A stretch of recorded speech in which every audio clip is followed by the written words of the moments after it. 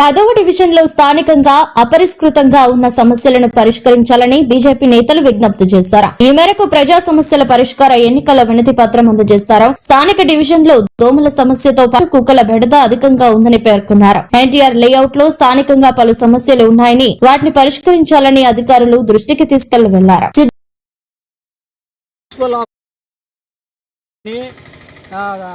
10వ డివిజన్ తరఫున BJP party తరఫున తన్నీరు వెంకట సుబ్బారావు, హరి, నరేష్ అందరూ కలిసి 10వ డివిజన్లో ఉన్న సమస్యల్ని కమిషనర్ గారి దృష్టికి తీసుకొని వచ్చాము. అక్కడ 10వ డివిజన్లో దోమల సమస్య విపరీతంగా ఉన్నది. తర్వాత స్ట్రీట్ డాగ్స్ కుక్కల గురించి కూడా సమస్య ఎక్కువగా ఉన్నది. తర్వాత స్ట్రీట్ లైట్స్ ప్రాబ్లమ్స్ ఉన్నాయి. ఆ ఎన్టీఆర్ లేఅవుట్లో స్ట్రీట్ లైట్ ప్రాబ్లమ్స్ ఉన్నాయి. తర్వాత మళ్ళీ రోడ్లు అప్రోచ్ సరిగా లేవు. తర్వాత అనవసరమైన దగ్గరలంతా స్పీడ్ బ్రేకర్స్ వేసి ఉన్నారు.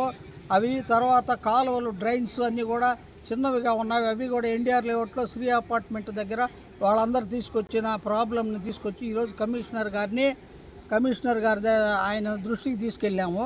అన్నిటినీ త్వరలో మేము వచ్చి అన్ని పరిష్కారం చేస్తాము అని చెప్పారు. దీనికి స్పందించారు కమిషనర్ గారు. ఇది పత్రికాముఖంగా తెలపమని మేము తెలుపుతున్నాము.